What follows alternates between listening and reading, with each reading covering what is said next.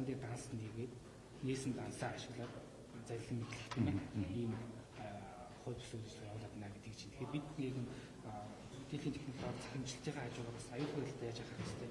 Өөдөр яг бүсэн мөнгөөр хангалттай чадж гэнэ үү?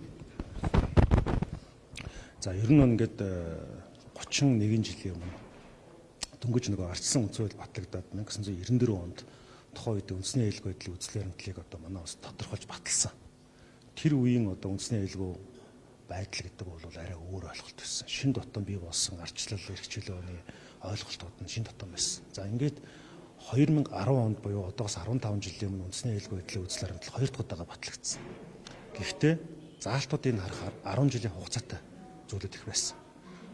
Одоо 2025 он.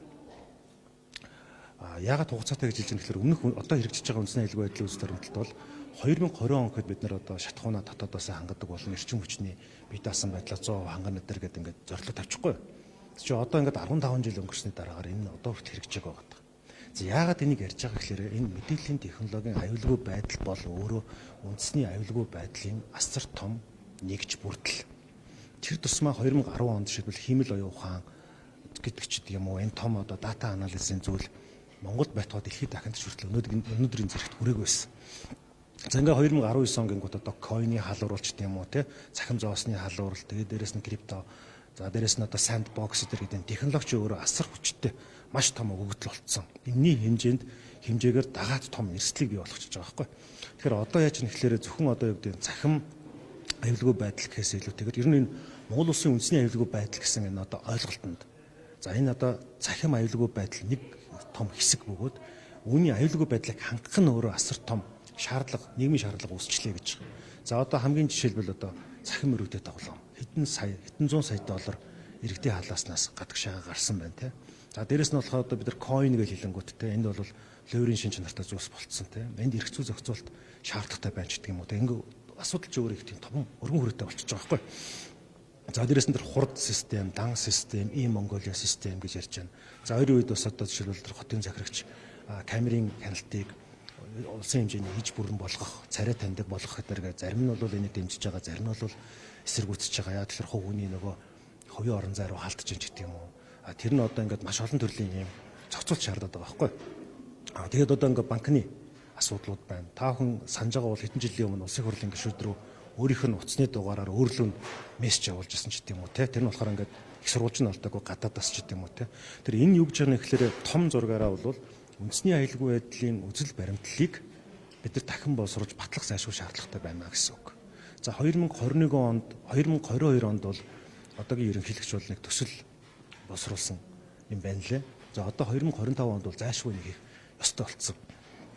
Энэ зөвхөн одоо цахим гэхээс илүүтэйгээр ер нь утааны асуудал, үндэсний аюулгүй байдлыг яаж тусч байгаа эрүүл мэндийн асуудал те Монгол хүний өвчлөлийн асуудал те энэ одоо ингээд дандаа гадагшаага лаборатори руу хандаад байх юм уу? Энэ Монгол хүний эрүүл мэнд аюулгүй байдалд халдаж байгаа нөхцөл байдлуудыг бид нар цогц цуцгаар нь яаж шийдэх юм?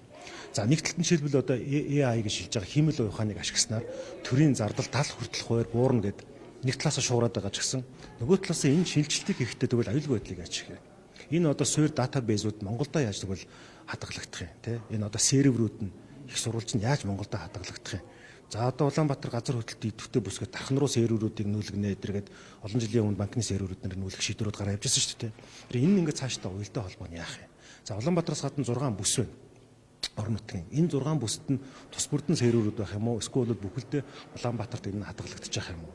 Гадаадын одоо гадаадад серверүүдэд байрлуулах юм бол энэ эргээд аюулгүй байдлын ямар асуудалтай байх юм. Одоо энэ Орос Украины асуудал ч гэдэг юм уу, Хятад тайвны асуудал, за Европ ба Америк гэдэг энэ том асуудал чи өөрөө мэдээллийн технологийн дайн болжээ. Мэдээллийн дайн болжээ. Энэ тохиолдолд биднэрт хангалттай энэ их сурвалжууд байна уу?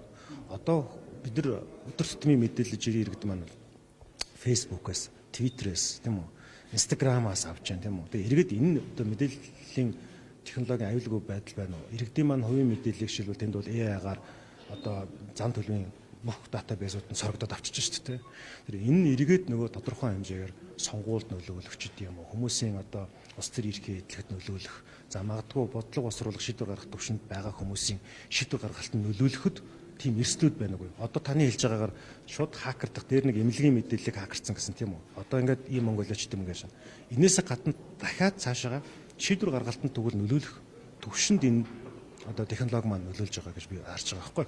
Жишээлбэл одоо гэдэг за нэг шийдвэр гаргах гэж байлаа гэж бодоход иргэд олон нийтэд хурамч мэдээллийг өгөөд за тарих угаах замаар тэр хүмүүсийг идэвхжүүлээд одоо пропаганда хийнэ гэж хэлдэг шүү дээ тийм ээ. Тарих угаах замаар бодит биш юмыг бодиттой юм шиг, худлаа юмыг одоо үний юм шиг, зарим тохиолдолд үний юмыг худлаа юм шиг энэ өргөн фронтоор ажиллачглаар хүмүүс нөгөө худлаа ямиг 1000 давтвал үнэн гэж боддог шүү дээ тийм ээ. Яг энэ шиг эн чинь ийм бодиттойгоор ийм аюултай юм байна ч гэдэг юм уу. Эсвэл аюултай ямиг аюулгүй юм байна гэж бодоод тэр нь эргээд олон нийтийн шахалтыг төрийн одоо шийдвэр гаргагч нарт нөгөөд тэр нь эргээд нөгөө гажуудсан шийдвэр гаргах магадaltaй ч гэдэг юм уу те. Зөвхөн ингээд кодын аргаар хакертахаасаа илүүтэйгээр нийгмийн үйл явцын аргаар Монгол улсын ашиг сонирхолд ач холбогдолгүй тэр тусмаа аюултай сөрөг үр дагаврууд гарах хүртэл нөлөө байгаа байхгүй.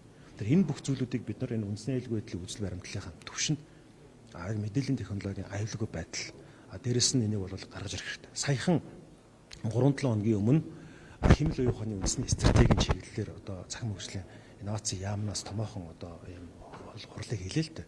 За энийг ингээд ажиглаж байхад бол улс орон болгон өөрсдийнхөө энэ цахим стратеги, цахим аюулгүй байдлын стратегийг баталж байна. Тэр дотроо хэмэл оюун ухаантай хэмэл оюун ухааныг одоо хэлний хүрээлэнгээс хэмэл оюун гэж орчуулъя гэж хэлчихлээ л дээ тий. Энэ бол одоо бүтээмэл ухаан шүү дээ. Бүтээж байгаа зүйл шүү дээ тийм ээ. Тэр энэ дэр үндэсний стратеги гарах юм байна гэж ойлгож байна. Тэр энэ жилдээ хилцүүлгүүд явагдаад энэ үндэсний стратеги гарах юм байна. Тэгэхээр яалж арга байхгүй хэмэл оюун ухааны үндэсний стратеги гэдэг зөвлөлдөө аюулгүй байдлын стратегийг давхар маш том бүлэг залт болгож оруулах хэрэгтэй бөгөөд энэ нь бусад хуулиудтайгаа бас уялдах хэрэгтэй. Жишээлбэл одоо эрүүгийн хуультай, иргэний хуультай, захиргааны хуультай уялдчихж гарах хэрэгтэй байхгүй юу? Жишээлбэл одоо энэ хэмэл оюун ухаан ашигласан байдлаар ямар нэгэн хэрэг үүслэх гэхэд тэр хэргийн одоо хариуцагч талыг яаж тодорхойлох юм бэ гэдэг чинь аягүй чухал шүү дээ тийм ээ. Тэрнээс тодорхой гим хор үүссэн байлаа гэж бодоход тэр гим хорыг арилгах талаар эрх зүйн зохицуулалт ямар байх юм бэ гэдэг бас чухал асуудал байгаа. Тэр энэ бүх зүйлийг зохицоор нь шийдэх ёстой гэсэн бодолтой байна.